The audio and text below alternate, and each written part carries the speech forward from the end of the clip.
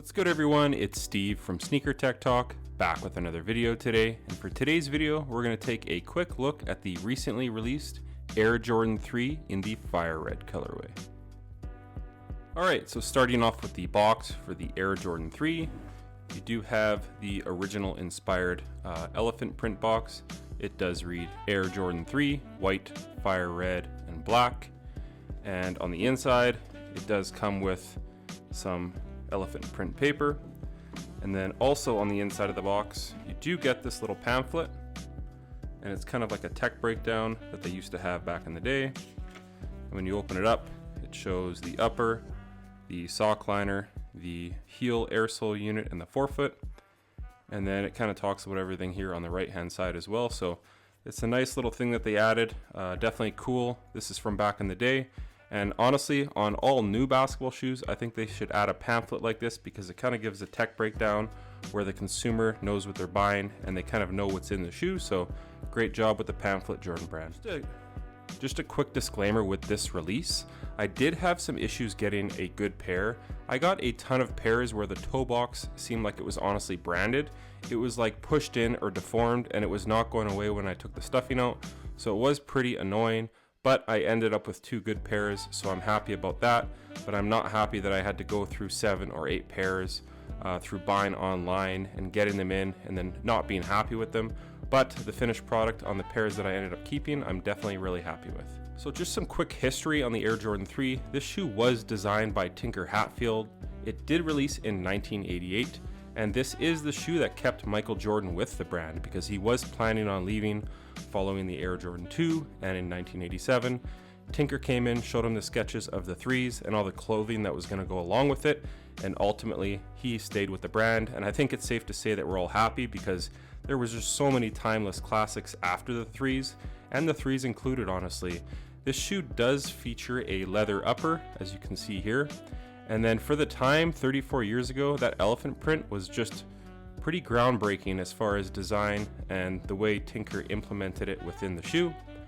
And then you do have those fire red hits on the ankle collar, on the midsole, and then ultimately that amazing Nike Air on the back. This is the first time that we've seen this in 34 or 35 years. These did release in 07 and 2013 with the Jumpman branding. I did have both of those, but I did let those go throughout the years, and then when I heard these were releasing, it was an automatic double up, so I'm definitely happy these are back. This retro release also comes with the hang tag here, OG inspired obviously, and then some details that they changed up on the 3s throughout the years, just recently actually, in the last 2 or 3 years, is they did lower the elephant print. It used to be a lot higher on the 3s, and they did lower it to look a lot more like the 88s, which is definitely a nice touch. And then they folded back the tongue. The stitch line here you can't see anymore, but it used to be more towards the top, and I will insert some photos of some older Jordan 3s where you could see the stitch line, but here it's hidden. It's a lot cleaner look in my opinion, and just an overall great retro. The shape is fantastic. You have a bit of a toe slant here, just like the 1988s. So I'm definitely happy with this retro. It was just a quality control for me that was bothersome because I got 7 or 8 pairs in and I picked out the 2 pairs I wanted to keep. All the other pairs had some pretty bad flaws in my opinion. I know it's a mass-produced shoe, so it's hard to complain, but for me, just the way I'm nitpicky with my retros, I want them to look flawless, and I ended up getting 2 good pairs, so definitely happy about that. As far as the tech goes on this, you do have a polyurethane midsole, and this is the first Air Jordan that utilized the window as far as seeing the air sole unit at the back of the shoe. So you have a heel air sole unit and then a forefoot, pretty big air sole unit in the forefoot for cushion. Back in 1988, this was groundbreaking.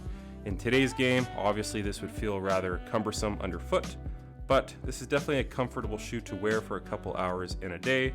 And then with this retro as well, you do get that polyurethane insole, which is definitely a nice touch.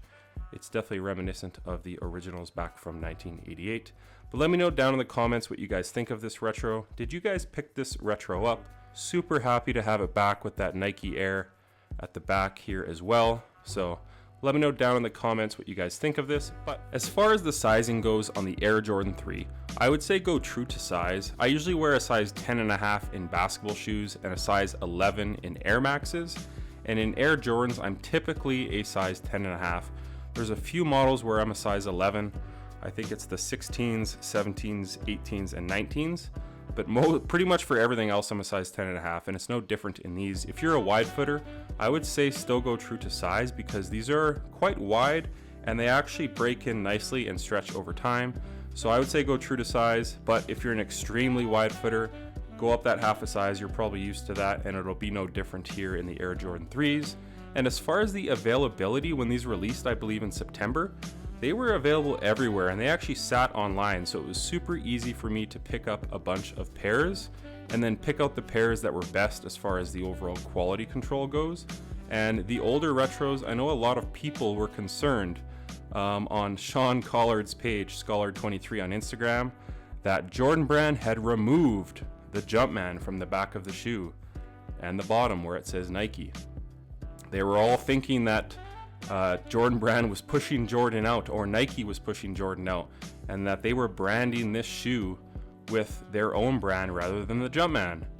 And that is simply not the case, guys. A little bit of reading online or picking up a book, you'll find out that this is an original colorway. And back in 1988, 89, 90, 91, with the 3s, 4s, 5s, and 6s, they did have Nike Air branding on the back of the shoe. And if you're a long-time collector of Air Jordans, this is what we've been longing for.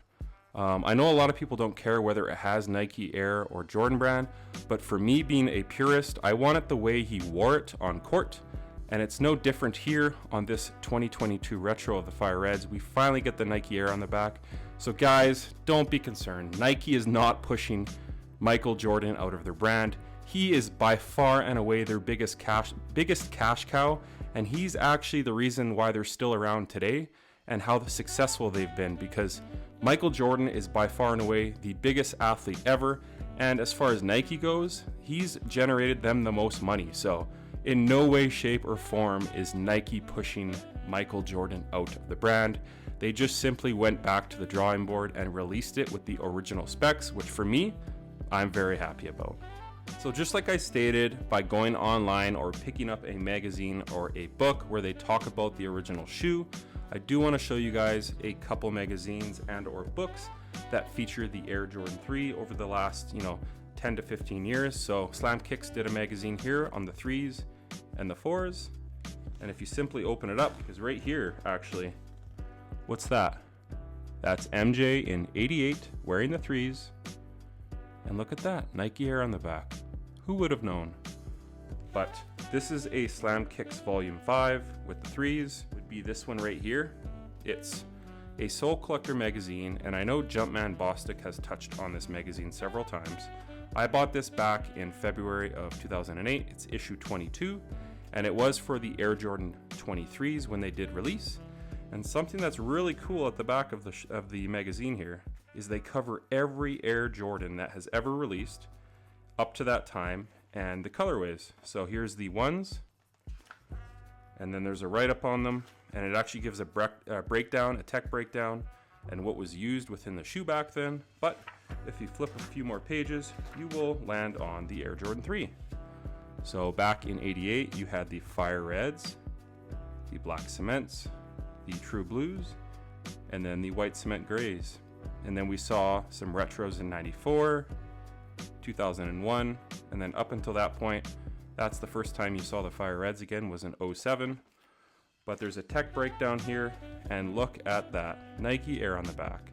Recently released Complex Sneaker of the Year book, and if you guys know Nike Stories and or Drew Hamill, he did write a piece in here on the Air Jordan 3, which is a great read. So I would say pick this up. I think it's 30 or 35 bucks. It's definitely worth it. And he goes over the Air Jordan 3 and the campaign that they ran with Spike Lee. So great job from Drew Hamill here on the Air Jordan 3 in the Complex Sneaker of the Year. And I believe this released about a year or two ago. So definitely a great buy. Something else that I wanted to cover on the Air Jordan 3 is in the 80s, high top basketball shoes were a huge thing, a very big hit. All basketball players wanted to protect their ankles, and Tinker Hatfield and Michael Jordan went with a mid-cut shoe. So the Air Jordan 3 is a mid-cut shoe. It was pretty groundbreaking for the time. It's not like Kobe did in the mid-2000s with low cuts, but a mid-cut basketball shoe at that time in '88 was something that was pretty unseen, especially at the scale that Nike did it. So as far as the mid-cut basketball shoe, it was a pretty cool thing. And another thing that they introduced on the Air Jordan 3 was the Jumpman logo. So it's the first time that they utilized this logo on a shoe or any clothing. So it's pretty cool here. Obviously over time, after 2001 with the retros, they started using the Jumpman logo on the back and on the bottom. But here again, Nike Air is back, which is great. But the Jumpman logo has always been on the tongue, and it's definitely an iconic logo. So that's going to do it for today's video on the Air Jordan 3 in the fire red colorway. Let me know down in the comments where these sit all time as far as this colorway on the Air Jordan 3 goes. For me, it's definitely a top 5 colorway. Those original colorways for me are just really hard to beat. But let me know down in the comments what you guys think of this retro.